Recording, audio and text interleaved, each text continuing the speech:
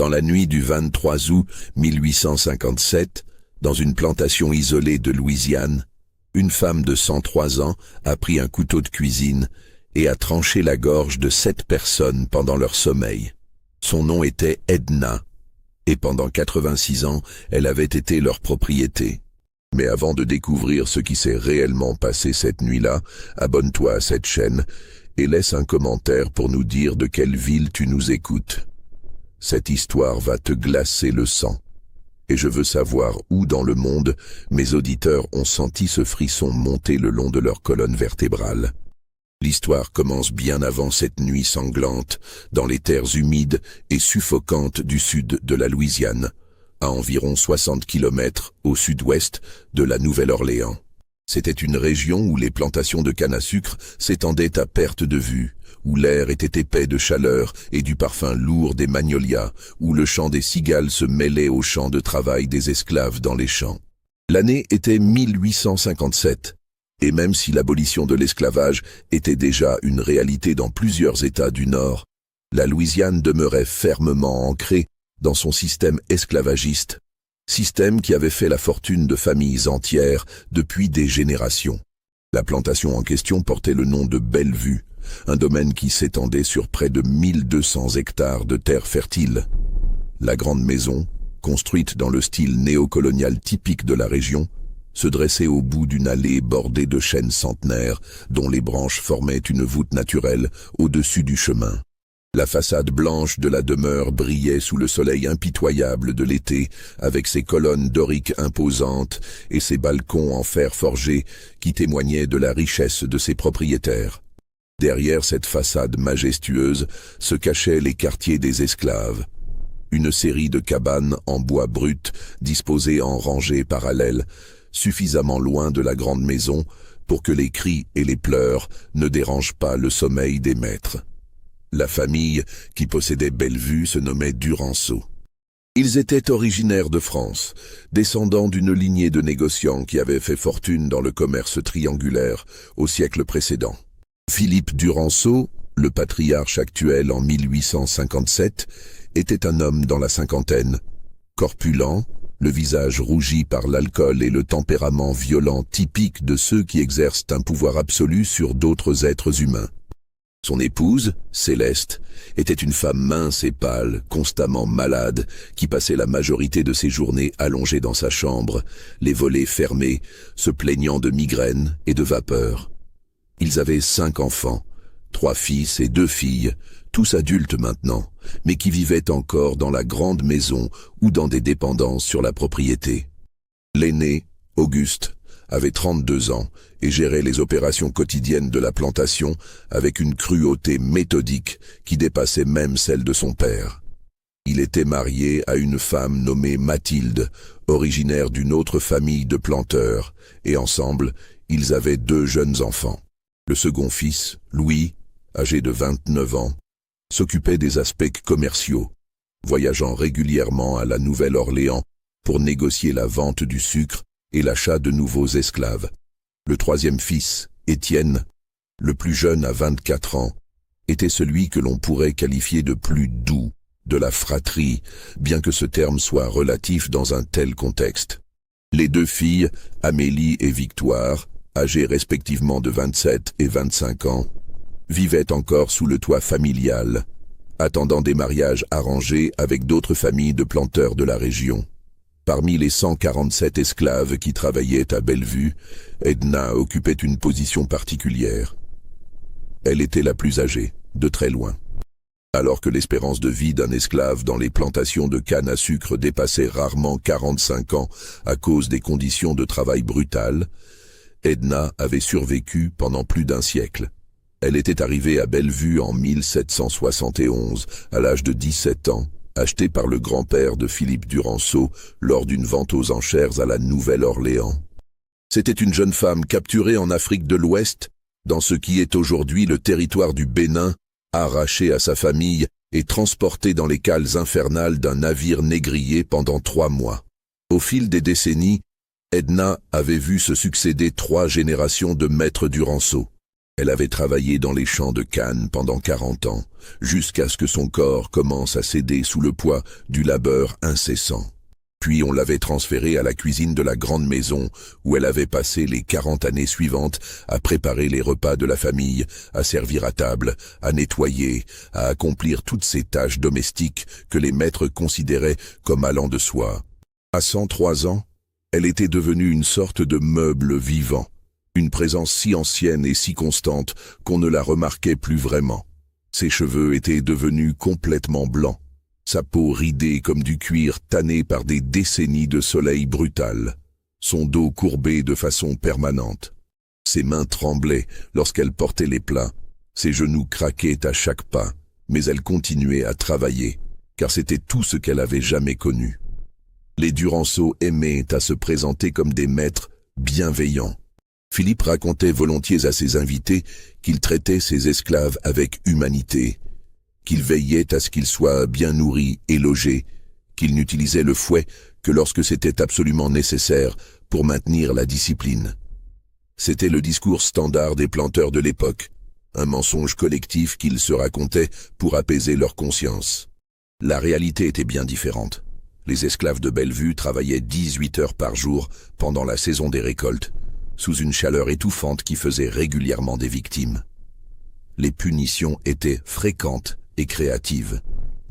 Le fouet, bien sûr, mais aussi les fers aux pieds, l'exposition au soleil attachée à un poteau, la privation de nourriture, l'isolement dans des cellules sans lumière, creusées dans le sol. Edna avait tout vu. Elle avait vu des femmes violées par les maîtres et leurs fils, puis revendues lorsqu'elles tombaient enceintes pour éviter le scandale. Elle avait vu des enfants arrachés à leur mère et vendus à des plantations lointaines. Elle avait vu des hommes fouettés jusqu'à ce que la chair se détache de leur dos en lambeaux sanglants. Elle avait vu des tentatives d'évasion qui se terminaient par des pendaisons publiques destinées à servir d'exemple. Et pendant tout ce temps, elle avait gardé le silence, courbant la tête, murmurant « Oui, maître » et « Oui, maîtresse », survivant année après année alors que tant d'autres mouraient autour d'elle. Mais quelque chose avait commencé à changer en Edna au cours des derniers mois. Ceux qui travaillaient avec elle dans la cuisine avaient remarqué des signes étranges. Elle murmurait parfois toute seule en accomplissant ses tâches, dans cette langue africaine que personne d'autre ne comprenait plus, car tous ceux de sa génération étaient morts depuis longtemps. Ses yeux, autrefois résignés et éteints, semblait avoir retrouvé une certaine intensité, une lueur que personne ne pouvait tout à fait identifier. Elle dormait moins, se réveillant souvent au milieu de la nuit, fixant l'obscurité de sa cabane pendant des heures. Et elle avait commencé à poser des questions étranges aux autres esclaves, des questions sur le nombre exact de personnes qui dormaient dans la grande maison, sur les habitudes nocturnes de la famille, sur où se trouvaient les couteaux les plus aiguisés de la cuisine. L'été de 1857 fut particulièrement brutal. La chaleur était accablante, transformant les champs de canne en fournaises à ciel ouvert, où les esclaves s'effondraient régulièrement d'épuisement et de déshydratation.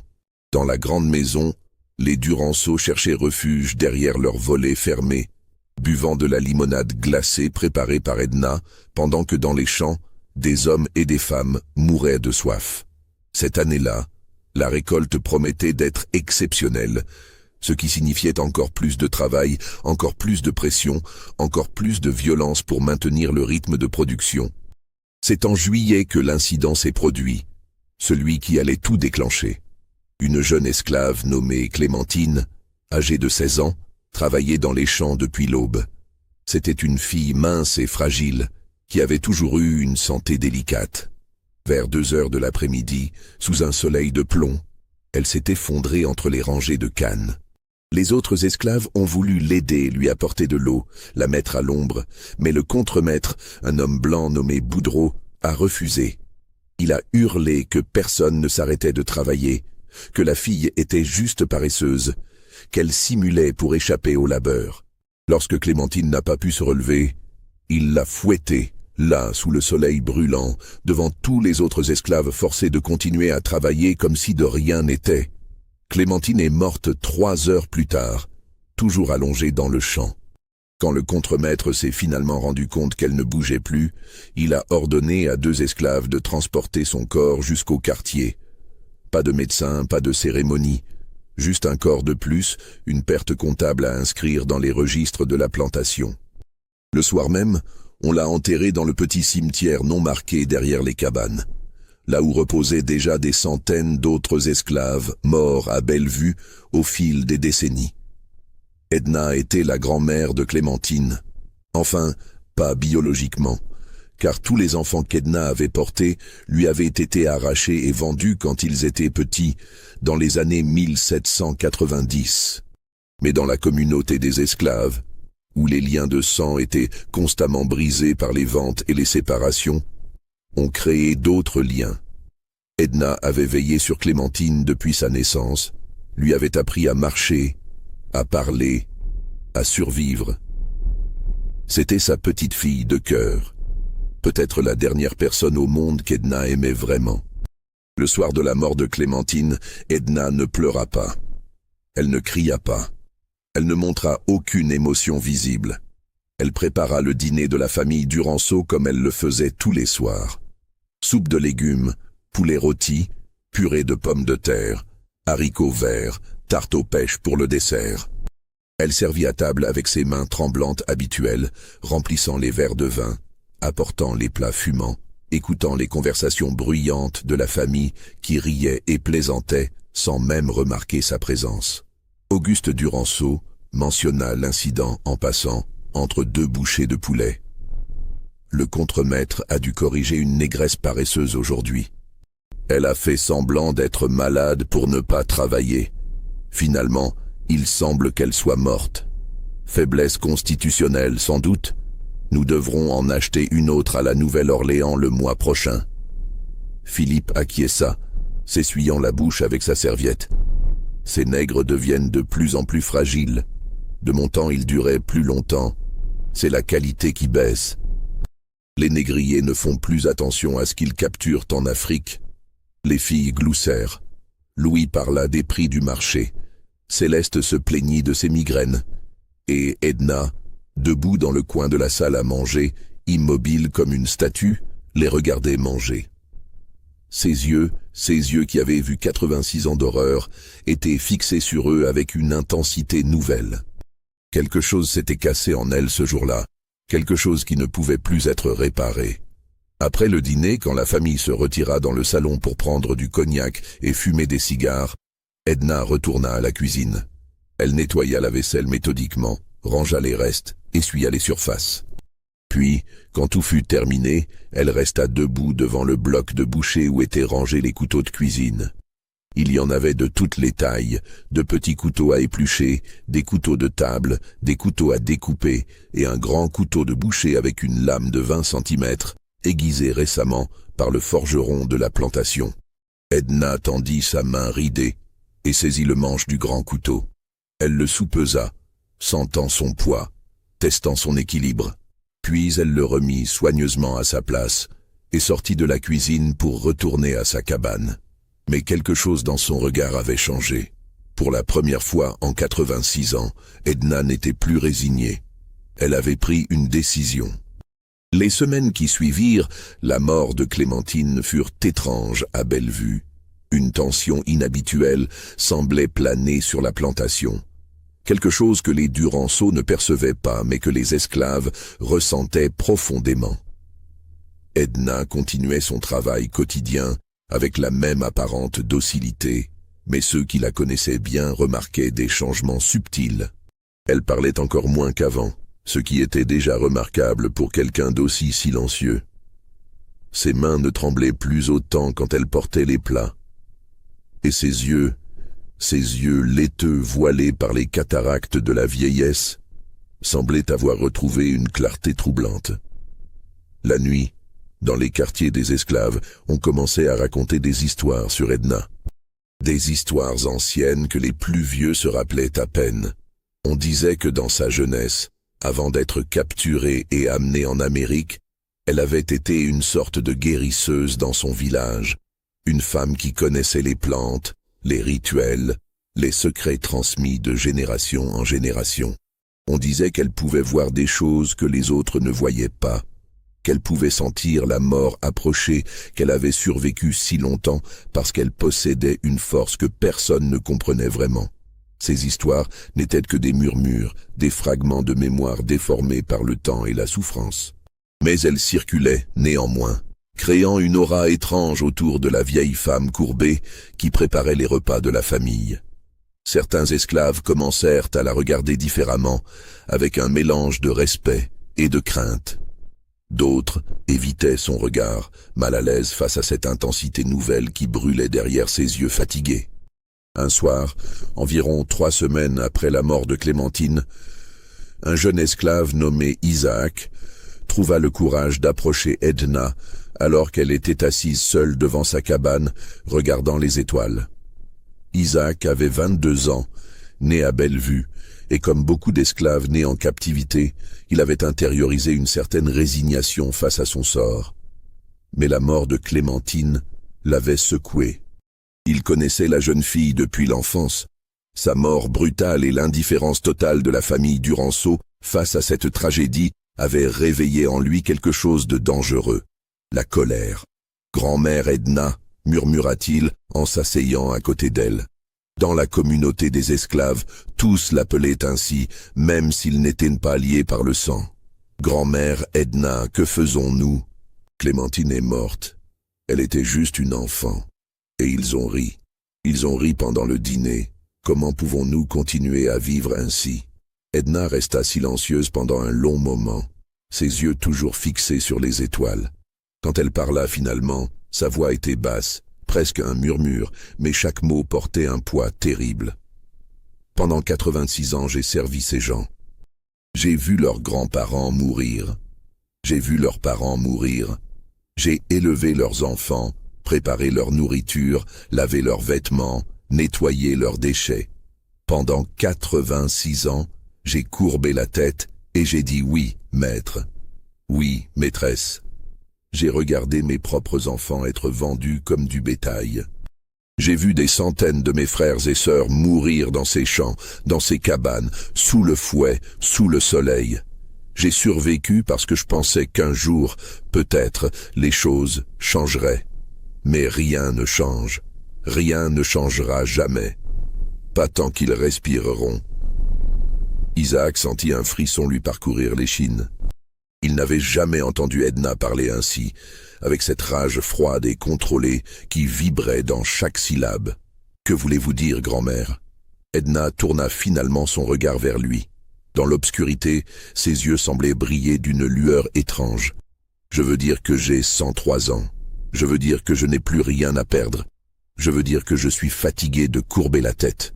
Et je veux dire que Clémentine était la dernière personne en ce monde que j'aimais, et qu'ils l'ont tuée comme on écrase un insecte. » Un long silence tomba entre eux. Isaac voulait dire quelque chose, mais les mots restaient coincés dans sa gorge. Il sentait qu'il se trouvait à un moment charnière, que les paroles échangées cette nuit-là auraient des conséquences qu'il ne pouvait pas encore imaginer. « Que comptez-vous faire » demanda-t-il finalement, sa voix tremblante. Edna se leva lentement, ses vieux os craquant dans l'effort. Elle posa une main ridée sur l'épaule d'Isaac. « Moins tu en sauras, mieux ce sera. Mais écoute-moi bien, mon garçon, dans quelques semaines, les choses vont changer ici. Quand cela arrivera, tu ne poseras pas de questions. Tu resteras dans ta cabane, tu fermeras tes yeux, tu te boucheras les oreilles et tu ne diras rien à personne. Jamais. Tu comprends ?» Isaac hocha la tête, incapable de parler. Edna lui tapota l'épaule et retourna dans sa cabane, le laissant seul sous les étoiles, le cœur battant la chamade, se demandant ce qu'il venait d'entendre et s'il aurait dû l'empêcher ou l'encourager. Au cours des jours suivants, Edna commença à préparer son plan avec une minutie qui démentait son grand âge. Elle observait la routine nocturne de la famille Duranceau avec une attention nouvelle. Elle notait qui allait se coucher à quelle heure, qui fermait sa porte à clé et qui ne le faisait pas, qui dormait profondément et qui avait le sommeil léger. Elle mémorisait l'emplacement de chaque chambre dans la grande maison, Le chemin le plus silencieux pour y accéder, les planches du plancher qui grinçaient et celles qui restaient muettes. Elle commença également à écouter plus attentivement les conversations de la famille pendant les repas. Elle apprit qu'Auguste et sa femme Mathilde dormaient dans la chambre principale à l'étage, avec leurs 2 enfants dans des chambres adjacentes. Philippe et Céleste occupaient l'ancienne chambre des maîtres au rez-de-chaussée, près du bureau. Louis dormait dans une dépendance séparée, à environ 50 mètres de la maison principale. Étienne, le plus jeune fils, occupait une chambre au premier étage, à côté de ses sœurs Amélie et Victoire, qui partageaient une grande chambre communicante. Edna calcula qu'il y aurait 7 personnes dans la maison principale cette nuit-là. Philippe, Céleste, Auguste, Mathilde, Étienne, Amélie et Victoire. Les 2 enfants d'Auguste ne comptaient pas dans ses plans. Ils étaient trop jeunes, trop innocents. Louis, dans sa dépendance, serait probablement hors de portée. Mais 7, c'était suffisant. 7 vies pour 86 ans de servitude, pour la mort de Clémentine, pour tous les autres qu'elle avait vus mourir. 2 semaines après sa conversation avec Isaac, Edna choisit sa date. Ce serait le 23 août 1857. Elle avait calculé que ce soir-là, les Duranceau organiseraient un grand dîner avec des invités d'une plantation voisine. Cela signifiait qu'ils boiraient beaucoup de vin, qu'ils se coucheraient tard et épuisés, qu'ils dormiraient profondément. Les conditions seraient idéales. Si ce récit te donne déjà des frissons, je t'invite à liker cette vidéo et à me dire dans les commentaires ce que tu penses qu'Edna va faire. Crois-tu qu'elle va vraiment aller jusqu'au bout? Reste avec moi, car l'histoire ne fait que commencer, et ce qui va se passer ensuite va te glacer le sang. Le 23 août 1857 était un samedi. La journée commença comme toutes les autres à Bellevue, avec le son de la cloche qui réveillait les esclaves avant l'aube pour les envoyer dans les champs. Edna se leva de sa paillasse, son corps douloureux protestant contre chaque mouvement, et se dirigea vers la cuisine de la grande maison pour commencer ses tâches quotidiennes. Le dîner de ce soir-là devait être somptueux. Les invités étaient la famille Beauregard, des planteurs d'une propriété voisine, accompagnés de leur fille célibataire que l'on souhaitait présenter à Étienne Duranceau, dans l'espoir d'arranger un mariage avantageux pour les 2 familles. Edna passa toute la journée à préparer le repas. Soupe aux huîtres, rôti de bœuf, pommes de terre au gratin, asperges au beurre, salade de concombre, et pour couronner le tout, un gâteau aux noix de pécan recouvert de caramel. Pendant qu'elle travaillait, ses mains accomplissant mécaniquement les tâches qu'elles avaient répétées des milliers de fois, son esprit était ailleurs. Elle revoyait le visage de Clémentine, si jeune, si pleine de vie malgré les horreurs quotidiennes qu'elle endurait. Elle se rappelait ses propres enfants, vendus il y avait si longtemps qu'elle pouvait à peine se souvenir de leur visage. Elle pensait à tous ceux qu'elle avait aimés et perdus au fil des décennies, tous disparus dans le gouffre insatiable de cette institution monstrueuse qu'était l'esclavage. Les invités arrivèrent vers 6 heures du soir, leurs calèches tirées par des chevaux magnifiquement entretenus, leurs vêtements élégants témoignant de leur richesse. La famille Beauregard comptait 4 membres. Le père, Gustave, un homme imposant d'une 60aine d'années avec une barbe blanche soigneusement taillée. Sa femme Margot, une dame corpulente dont le visage conservait encore des traces de beauté fanée. Leur fils aîné, Fabien, un jeune homme de 25 ans au regard arrogant. Et leur fille, Rosalie, 19 ans, jolie mais timide, manifestement mal à l'aise dans son rôle de marchandise matrimoniale. Le dîner fut bruyant et joyeux, comme tous les dîners entre planteurs de cette époque. On parla affaires, prix du sucre sur le marché international, tensions politiques croissantes entre le Nord et le Sud concernant l'esclavage, dernier scandale mondain de la Nouvelle-Orléans. On but du vin français importé à grands frais, du cognac vieilli en fût de chêne, du champagne, pour célébrer les fiançailles officieuses d'Étienne et Rosalie, qui furent annoncées avec force toasts et félicitations. Edna servait, invisible, fantomatique, remplissant les verres, changeant les assiettes, important les plats. Personne ne la regardait vraiment. Elle était juste là, comme les meubles, comme le papier peint, une présence si familière qu'elle en devenait transparente. À un moment donné, Auguste renversa du vin sur la nappe et cria après Edna de venir nettoyer immédiatement, comme si c'était sa faute à elle. Elle s'empressa d'obéir, tamponnant la tâche avec un chiffon pendant qu'Auguste continuait sa conversation sans même remarquer sa présence. Le repas dura 3 heures. Quand il se termina enfin, les hommes se retirèrent au salon pour fumer des cigares et boire encore plus de cognac, tandis que les femmes allèrent au petit salon pour prendre le café et discuter de sujets que l'on jugeait appropriés pour les dames. Mode, domesticité, potin sur d'autres familles. Edna et 2 autres esclaves domestiques débarrassèrent la table et nettoyèrent la salle à manger, puis la cuisine. Le travail fut interminable. Il était près de minuit quand tout fut enfin rangé et propre. Les invités Beauregard partirent vers 1 heure du matin, légèrement titubants mais de bonne humeur. Philippe Duranceau les raccompagna jusqu'à leur calèche, échangeant des poignées de main vigoureuses et des promesses de se revoir bientôt. Puis, la grande maison commença à se vider. Céleste, fatiguée et se plaignant de ses éternelles migraines, monta se coucher dès le départ des invités. Auguste et Mathilde la suivirent peu après, ainsi que les filles Amélie et Victoire. Philippe resta un peu plus longtemps dans son bureau, examinant des documents concernant les finances de la plantation. Étienne, euphorique après les fiançailles annoncées, resta dans le salon à boire encore un verre de cognac, rêvant à son avenir matrimonial. Vers 2 heures du matin, la maison était enfin silencieuse. Toutes les lumières étaient éteintes, à l'exception d'une lampe à huile dans le bureau de Philippe qui finissait ses paperasses. Dans les quartiers des esclaves, la plupart dormaient déjà, épuisés par la longue journée de travail. Mais Edna, dans sa petite cabane, était parfaitement éveillée. Elle était assise sur sa paillasse, les yeux fixés sur l'obscurité, attendant. Elle attendit jusqu'à 3 heures du matin.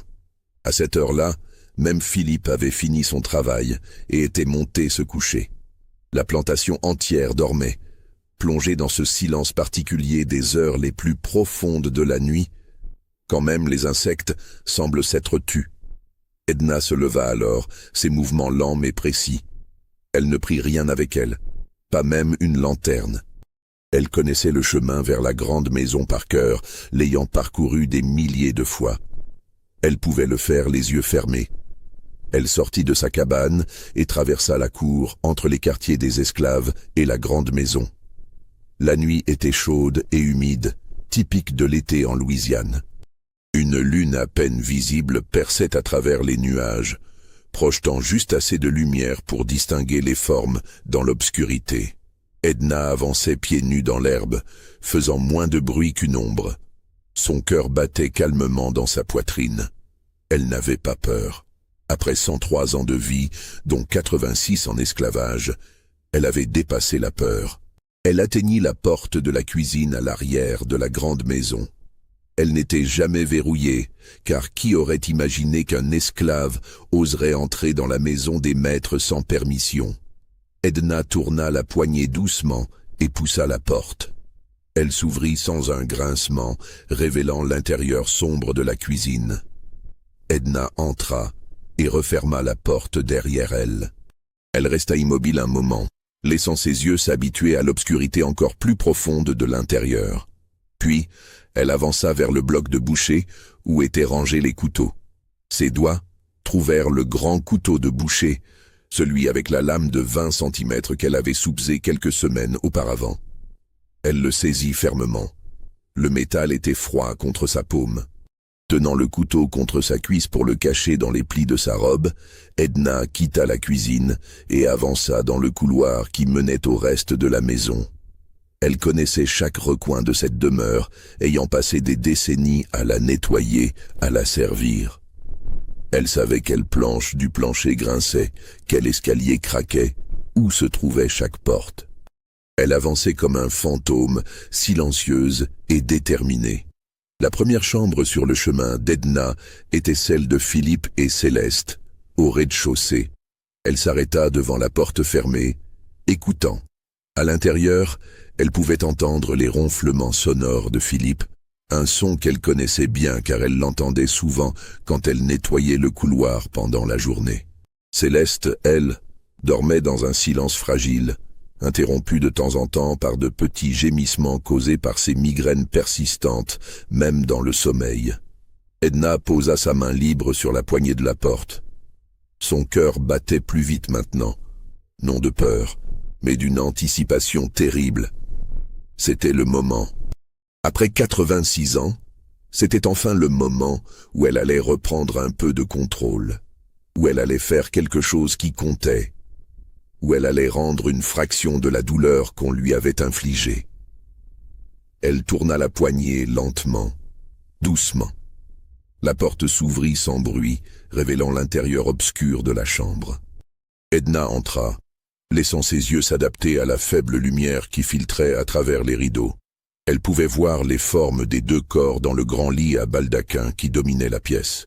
Philippe était sur le dos, sa bouche ouverte, d'où s'échappaient ses ronflements. Céleste était recroquevillée sur le côté, tournée vers la fenêtre. Edna avança jusqu'au lit, ses pieds nus ne faisant aucun bruit sur le tapis épais. Elle se tint debout près de Philippe, regardant cet homme qui l'avait possédé comme on possède un meuble, qui ne l'avait jamais regardé comme un être humain, qui avait ri le jour de la mort de Clémentine.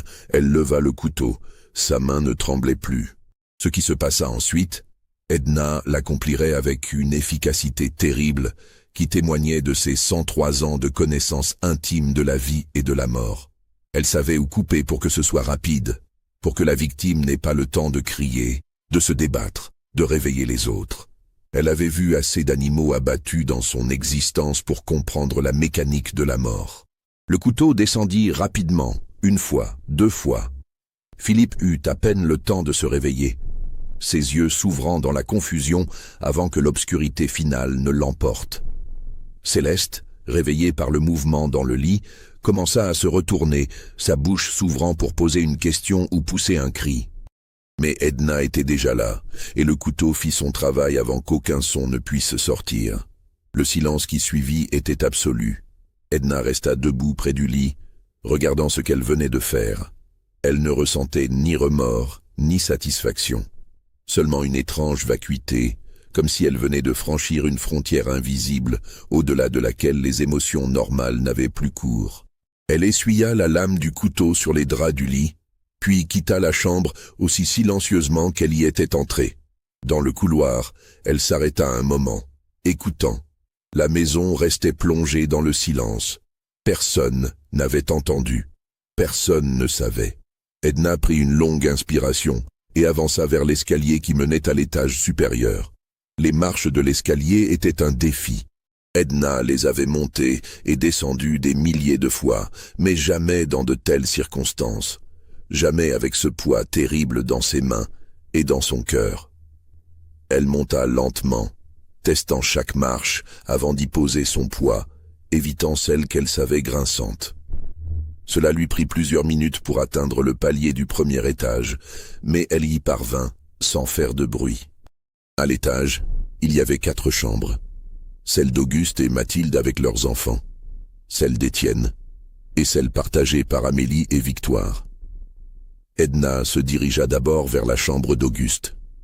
De tous les Duranceau, c'était lui qu'elle haïssait le plus. Philippe était cruel par tradition et habitude, mais Auguste était cruel par nature, avec une créativité dans la violence qui dépassait même celle de son père. C'était lui qui avait personnellement conçu certaines des punitions les plus atroces infligées aux esclaves de Bellevue. C'était lui qui prenait du plaisir à leur souffrance, qui souriait quand le fouet claquait. La chambre d'Auguste n'était pas fermée à clé. Edna entra et trouva le couple endormi. Auguste ronflant presque aussi fort que son père, Mathilde dormant paisiblement à ses côtés. Dans les chambres adjacentes, elle pouvait entendre la respiration douce de leurs 2 jeunes enfants. Edna s'approcha du lit, leva son couteau et répéta ce qu'elle avait fait en bas. Auguste, comme son père, eut à peine le temps de se réveiller. Mathilde non plus. Edna s'arrêta alors, debout au milieu de la chambre ensanglantée.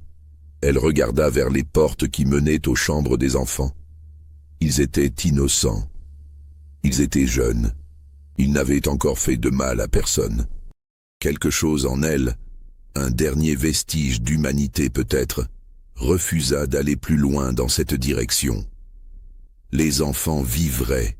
Ils réveilleraient demain matin sans parents, traumatisés à jamais. Mais ils vivraient. Edna sortit de la chambre et se dirigea vers celle d'Étienne, le plus jeune fils d'Uranceau, celui qu'on considérait comme le plus doux, celui qui venait de se fiancer ce soir même avec la jeune Rosalie Beauregard. Edna se demanda brièvement si Étienne aurait été différent, si dans d'autres circonstances il aurait pu devenir un homme meilleur que son père et son frère. Mais ces questions étaient sans importance maintenant. Étienne était un Duranceau. Il avait grandi dans ce système, il en profitait, il le perpétuerait. Son destin était scellé. Elle entra dans sa chambre et trouva le jeune homme endormi, une expression de contentement sur son visage, rêvant probablement de sa future épouse et de la vie confortable qui l'attendait. Ce contentement ne dura pas longtemps. Comme les autres, Étienne passa de son rêve de bonheur à l'obscurité finale sans vraiment comprendre ce qui lui arrivait. Il ne restait plus qu'une chambre, celle d'Amélie et Victoire. Edna s'arrêta devant leur porte, hésitante pour la première fois.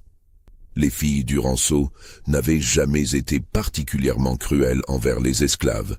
Elles étaient plutôt indifférentes, vivant dans leur monde de robes et de bals et de conventions sociales, à peine conscientes de l'humanité des personnes qui les servaient. Mais cette indifférence même était une forme de cruauté, n'est-ce pas? Elles profitaient du système autant que leurs frères et leurs pères. Elles acceptaient sans questionner que d'autres êtres humains soient réduits en esclavage pour leur confort. Edna poussa la porte et entra. La chambre était plus grande que les autres, avec 2 lits séparés par une table de nuit. Amélie dormait dans le lit près de la fenêtre, Victoire dans celui près de la porte. Edna s'approcha d'abord d'Amélie, puis de Victoire. Et comme elle l'avait fait pour les autres, elle accomplit ce qu'elle avait décidé de faire. Quand ce fut terminé, Edna ressortit dans le couloir. Elle tenait toujours le couteau, maintenant alourdi par ce qui s'était passé.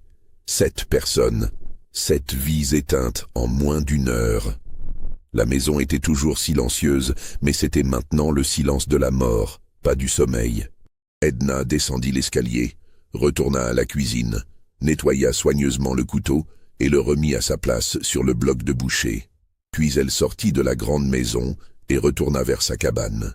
Le ciel commençait tout juste à pâlir à l'est, annonçant l'approche de l'aube. Dans quelques heures, la cloche sonnerait pour réveiller les esclaves. Et alors, quelqu'un entrerait dans la grande maison et découvrirait ce qui s'était passé. Mais pour le moment, dans cet espace transitoire entre la nuit et le jour, Edna marchait seule à travers la cour, une vieille femme de 103 ans qui venait de commettre l'impensable. Quand elle atteignit sa cabane, elle ne se coucha pas. Elle s'assit simplement sur sa paillasse, les mains posées sur ses genoux, et attendit. Elle attendit que le soleil se lève. Elle attendit que l'horreur soit découverte. Elle attendit que les conséquences de ses actes se déploient. Et pendant qu'elle attendait, pour la première fois en 86 ans, elle sentit quelque chose qu'elle avait presque oublié. Elle se sentit libre. L'aube du 24 août 1857 se leva sur Bellevue comme toutes les autres aubes, avec le chant des oiseaux et la chaleur humide qui commençait déjà à envahir l'air. À 5h30 précise, le contremaître Boudreau sonna la cloche qui devait réveiller les esclaves pour une nouvelle journée de travail. Les hommes et les femmes sortirent de leurs cabanes, certains plus lentement que d'autres, tous résignés à affronter encore 18 heures de labeur sous le soleil impitoyable.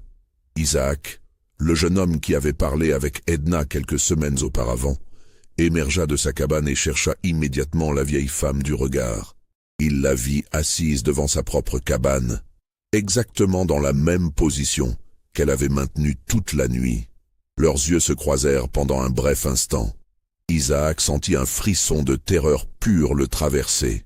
Il sut immédiatement, sans savoir comment il le savait, que quelque chose d'irréversible s'était produit.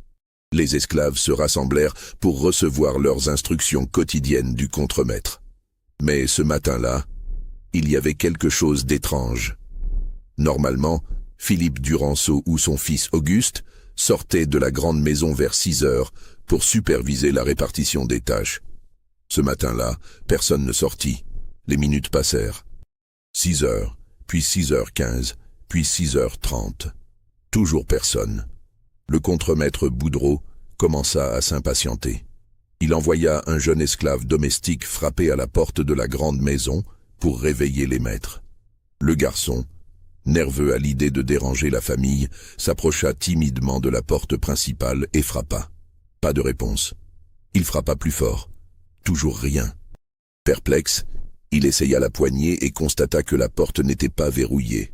Il l'ouvrit et entra dans le hall d'entrée. « Maître Philippe » appela-t-il d'une voix hésitante. « Maître Auguste » Le silence lui répondit. Un silence épais, pesant, qui semblait avoir une texture presque physique. Le garçon avança prudemment vers la chambre de Philippe et Céleste au rez-de-chaussée. La porte était entr'ouverte. Il la poussa doucement et regarda à l'intérieur. Ce qu'il vit le fit hurler. Un hurlement strident, perçant, qui déchira le silence de la matinée et figea tous ceux qui l'entendirent. Le contremaître Boudreau se précipita vers la maison, suivi de plusieurs autres personnes. Ils trouvèrent le garçon effondré dans le couloir, tremblant violemment, incapable de parler. Boudreau entra dans la chambre et vit la scène horrible. Il ressortit immédiatement, le visage aussi blanc que du papier, et vomit dans le couloir. Puis, reprenant un semblant de contrôle, il courut vers l'étage supérieur. Ce qu'il découvrit dans les chambres du premier étage le fit comprendre l'ampleur de l'horreur. Ce n'était pas un meurtre, c'était un massacre. Toute la famille Duranceau, sauf les 2 jeunes enfants qui dormaient encore innocemment dans leur chambre, avaient été assassinés pendant leur sommeil. La nouvelle se répandit comme une traînée de poudre. En moins d'1 heure, la plantation entière était en état de choc. Le contremaître envoya un messager à cheval vers la ville la plus proche pour alerter les autorités. D'autres messagers furent dépêchés vers les plantations voisines. Louis Duranceau, qui avait dormi dans la dépendance séparée et avait donc échappé au massacre, émergea pour découvrir que toute sa famille avait été anéantie en une seule nuit. Les esclaves, rassemblés dans la cour, observaient tout cela avec un mélange de terreur et de stupéfaction. Qui avait pu faire une chose pareille? Comment était-ce possible? La grande maison était à moins de 100 mètres de leur quartier. Comment quelqu'un avait-il pu entrer, tuer 7 personnes et ressortir sans que personne n'entende quoi que ce soit? C'est Louis Duranceau, fou de douleur et de rage, qui pensa le premier aux esclaves comme coupables potentiels. Après tout, qui d'autre aurait pu s'approcher de la maison sans éveiller les soupçons? Qui d'autre connaissait si bien la disposition des lieux? Il ordonna que tous les esclaves soient immédiatement rassemblés et fouillés. Les heures qui suivirent furent cauchemardesques. Les autorités locales arrivèrent vers midi. Le shérif du comté, un homme nommé Thibaudeau, accompagné de plusieurs adjoints et d'un médecin légiste. Ils examinèrent les scènes de crime et interrogèrent tout le monde. Louis insistait pour que tous les esclaves soient arrêtés et torturés jusqu'à ce que le coupable avoue. Le shérif, bien qu'également convaincu qu'il s'agissait du travail d'un esclave, était un peu plus méthodique dans son approche.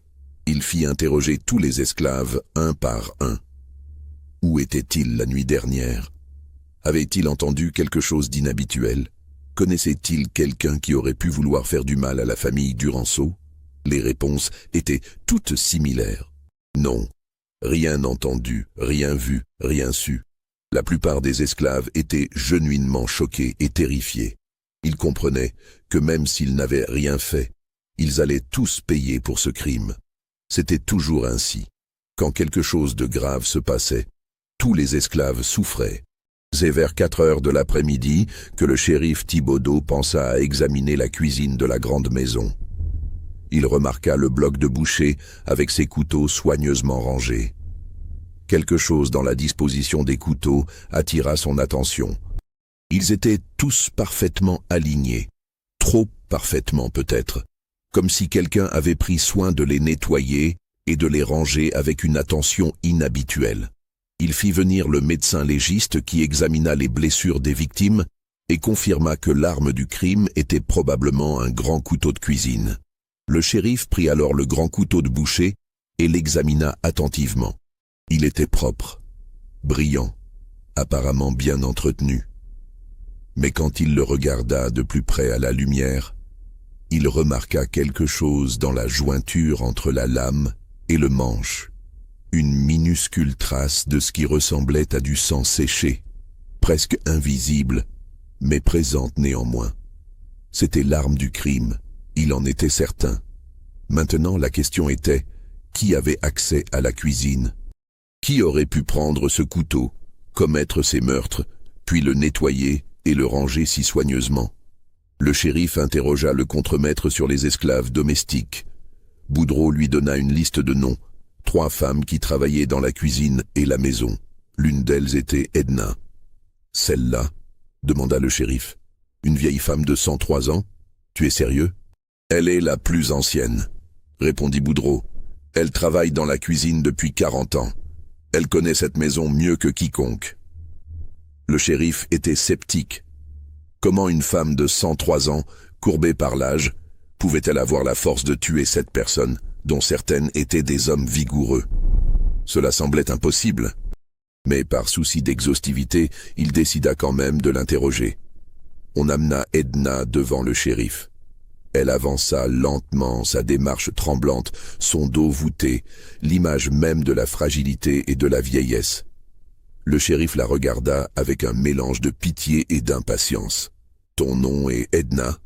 demanda-t-il. « Oui, maître », répondit Edna d'une voix faible. « Tu travailles dans la cuisine de la grande maison ?»« Oui, maître. »« Où étais-tu la nuit dernière ?»« Dans ma cabane, maître. Je dormais.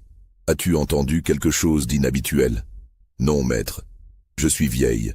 Je dors profondément. » Le shérif hocha la tête, prêt à la renvoyer. Mais quelque chose dans les yeux d'Edna attira son attention. Il y avait là une clarté, une intensité qui contrastait étrangement avec la fragilité apparente de son corps. Il la regarda plus attentivement. « Depuis combien de temps es-tu ici ?» demanda-t-il. « 86 ans, maître. »« 86 ans, » répéta le shérif, laissant le nombre résonner. « C'est long, très long. Tu as vu beaucoup de choses en 86 ans, j'imagine. »« Oui, maître, » dit Edna simplement. Un silence tomba. Le shérif continuait à regarder Edna, et Edna le regardait en retour. Et dans ce moment, quelque chose passa entre eux, une compréhension tacite. Le shérif vit dans ses vieux yeux fatigués quelque chose qu'il n'avait jamais vu auparavant chez un esclave. Pas de la peur, pas de la soumission, mais quelque chose qui ressemblait presque à de la paix. « Montre-moi tes mains » ordonna-t-il soudainement.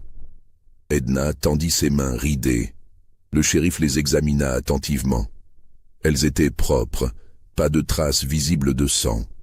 Mais ses paumes étaient calleuses, durcies par des décennies de travail, et ses doigts, malgré leur tremblement apparent, semblaient encore avoir une certaine force.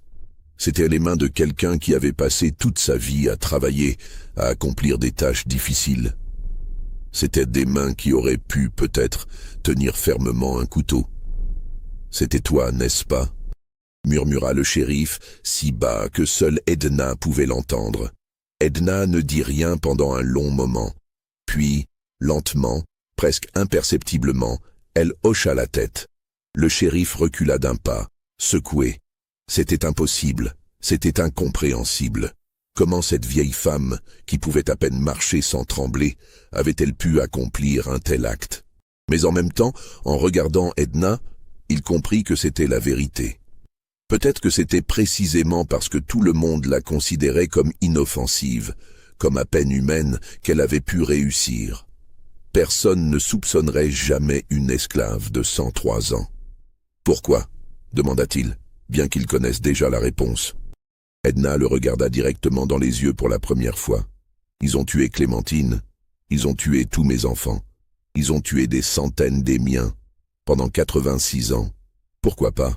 La simplicité brutale de cette réponse laissa le shérif sans voix. Il comprenait, dans une partie de lui-même, qu'il préférait ne pas examiner de trop près, que dans la logique tordue de ce système qu'ils avaient tous construit et maintenu, ce qui s'était passé était inévitable.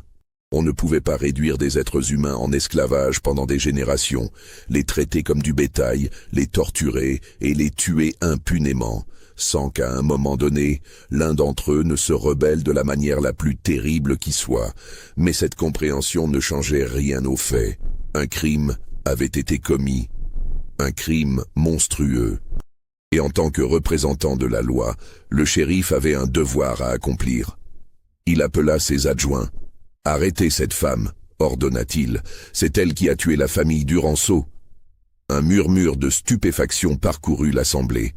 Louis Duranceau se précipita en avant, le visage déformé par la rage. « Cette vieille négresse ? C'est impossible, tu te moques de moi ?»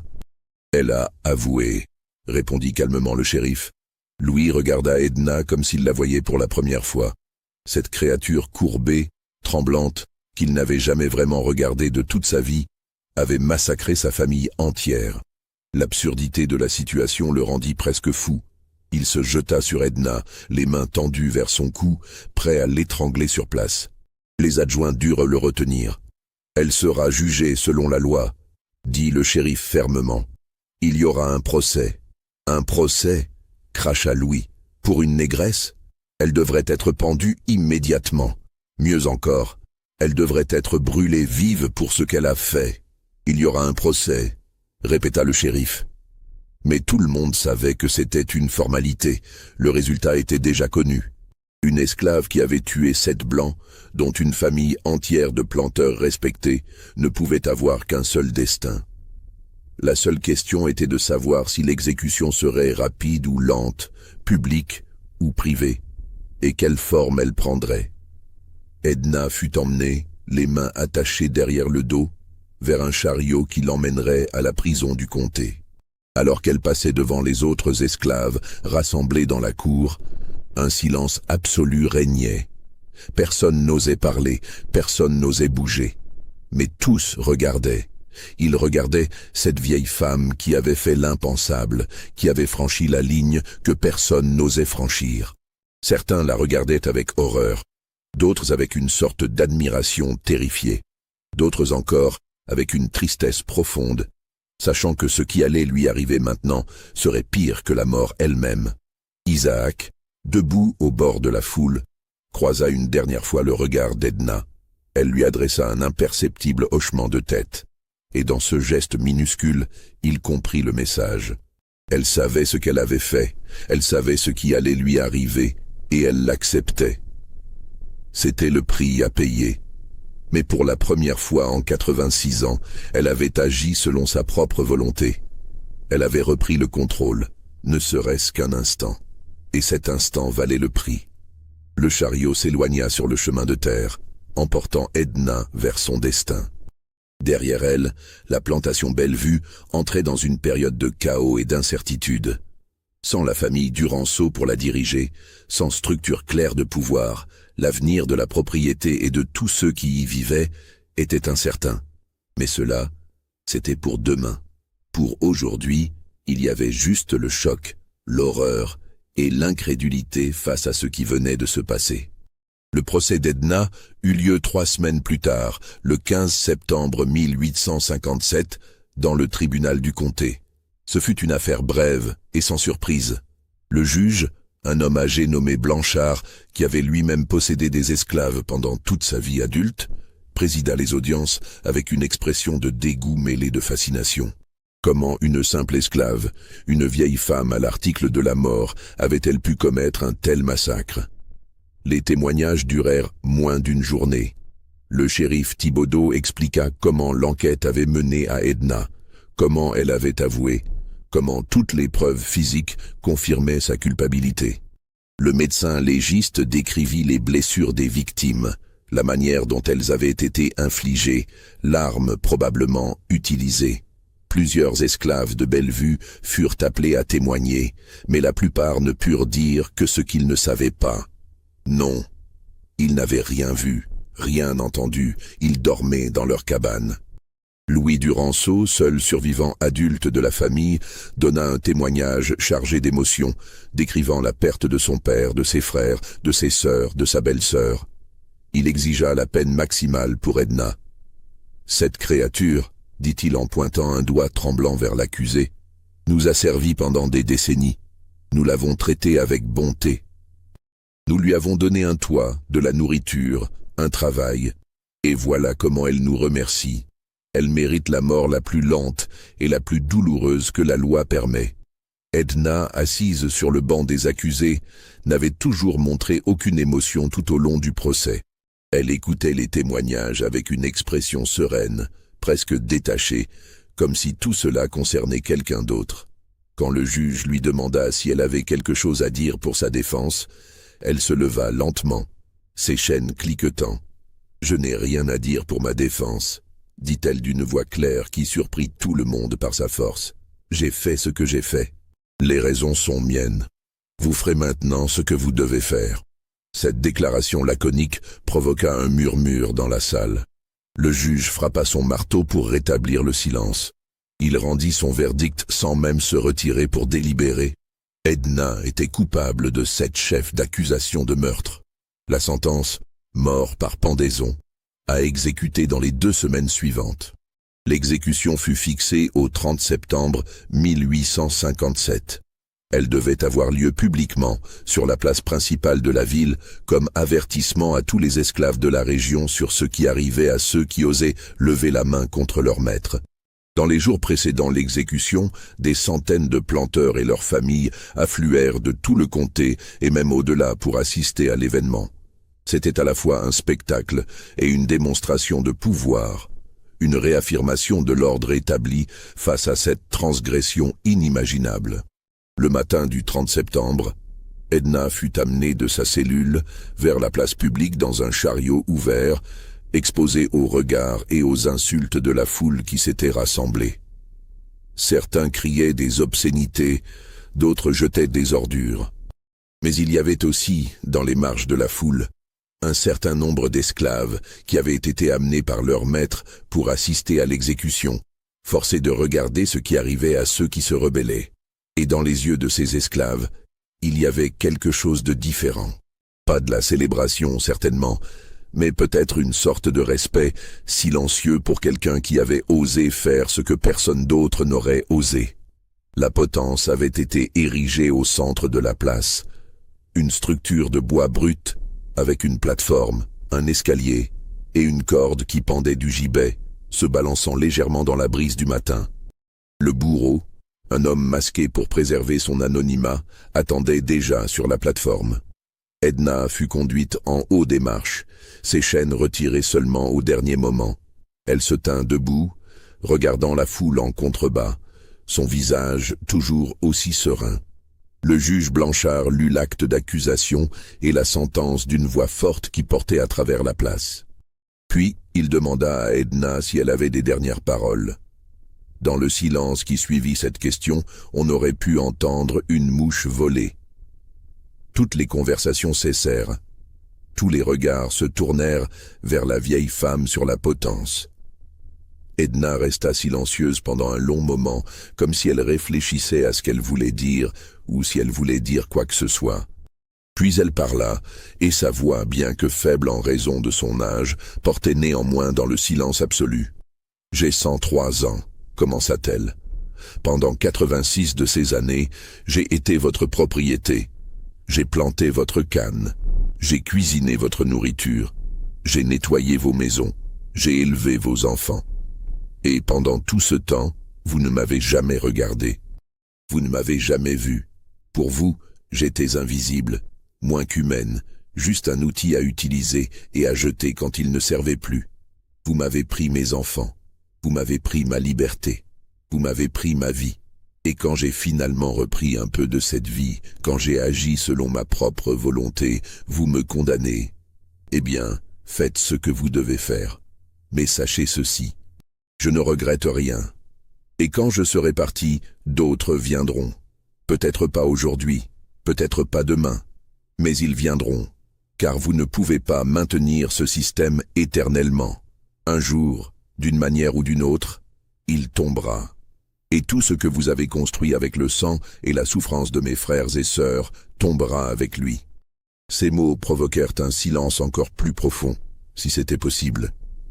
Certains dans la foule semblaient choqués par l'audace d'une esclave qui osait non seulement ne pas se repentir, mais prophétiser la chute du système esclavagiste lui-même. D'autres étaient mal à l'aise, car quelque part dans les profondeurs de leur conscience, ils savaient qu'Edna avait raison. Le système ne pouvait pas durer éternellement. Les tensions entre le Nord et le Sud s'intensifiaient. La guerre civile qui allait éclater 4 ans plus tard se profilait déjà à l'horizon. Le juge Blanchard, visiblement irrité par le discours d'Edna, fit un signe au bourreau. L'homme masqué s'avança, passa la corde autour du cou d'Edna et resserra le nœud. Edna ne résista pas, ne supplia pas, ne montra aucun signe de peur. Elle resta debout, droite malgré son grand âge, regardant droit devant elle. Le bourreau tira le levier. La trappe sous les pieds d'Edna s'ouvrit. Elle tomba. Et puis ce fut terminé. Après 103 ans de vie, dont 86 en esclavage, Edna mourut. Son corps fut laissé pendu pendant plusieurs heures comme avertissement, puis fut décroché et enterré dans une tombe non marquée, à l'écart, comme il était d'usage pour les criminels exécutés. Les semaines et les mois qui suivirent l'exécution d'Edna furent marqués par une atmosphère étrange à Bellevue et dans les plantations environnantes. La plantation elle-même tomba dans le chaos. Louis Duranceau, le seul membre adulte survivant de la famille, essaya de maintenir les opérations, mais il n'avait ni l'expérience ni l'autorité de son père et de son frère aîné. De plus, il était psychologiquement brisé par la perte de toute sa famille. Moins d'1 an après le massacre, il vendit la plantation à un consortium de négociants de la Nouvelle-Orléans et quitta la Louisiane pour toujours, incapable de continuer à vivre dans le lieu où sa famille avait été anéantie. Les esclaves de Bellevue furent dispersés, vendus à différentes plantations de la région. Mais l'histoire d'Edna les suivit. Elle devint une sorte de légende, racontée à voix basse dans les cabanes des esclaves, transmise de génération en génération. Certains la dépeignaient comme un monstre, une femme qui avait commis l'impensable. D'autres la voyaient comme une sorte de héroïne tragique, quelqu'un qui avait osé se rebeller contre l'oppression insupportable de l'esclavage, même si cela signifiait sa propre mort. Isaac, le jeune homme qui avait parlé avec Edna avant le massacre, fut vendu à une plantation dans une paroisse voisine. Il vécut jusqu'à la fin de la guerre civile et l'abolition de l'esclavage en 1865. Il eut des enfants et des petits-enfants, et à tous il raconta l'histoire de Mama Edna, comme on l'appelait maintenant. Mais il ne leur dit jamais qu'elle lui avait parlé de ses plans, qu'il avait su que quelque chose allait se passer. Ce secret, il l'emporta dans sa tombe. Quant à la grande maison de Bellevue, les nouveaux propriétaires essayèrent de la restaurer et de continuer les opérations de plantation. Mais quelque chose avait changé. Les esclaves qui y travaillaient parlaient d'une atmosphère oppressante, d'une sensation de malaise qui imprégnait les pièces où le massacre avait eu lieu. Certains prétendaient entendre des choses la nuit, des gémissements, des pas dans les couloirs, des portes qui s'ouvraient et se fermaient toutes seules. Étaient-ce les fantômes de la famille Duranceau, ou était-ce la présence persistante d'Edna, accomplissant éternellement son acte de rébellion ultime?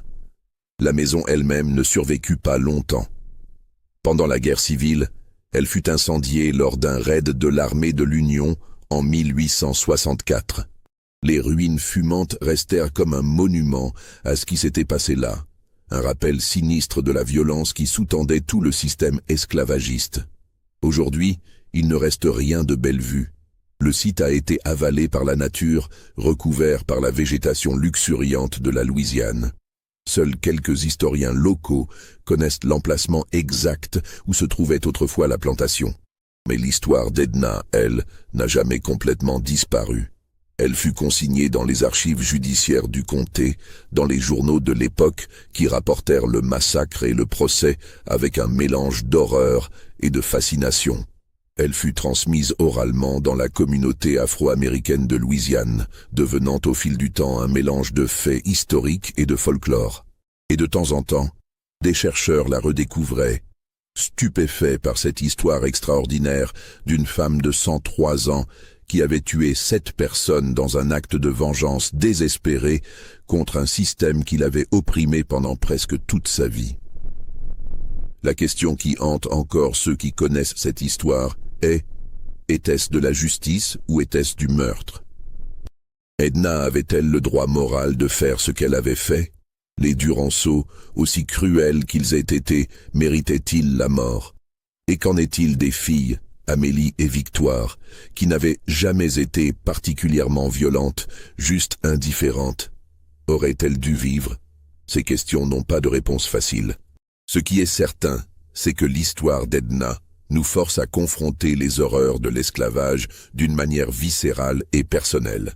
Elle nous montre que derrière les statistiques et les analyses historiques, il y avait des êtres humains réels qui souffraient, qui enduraient, et qui parfois, poussés au-delà de ce que toute personne devrait avoir à supporter, se rebellaient de la manière la plus terrible qui soit. L'héritage d'Edna est complexe et dérangeant.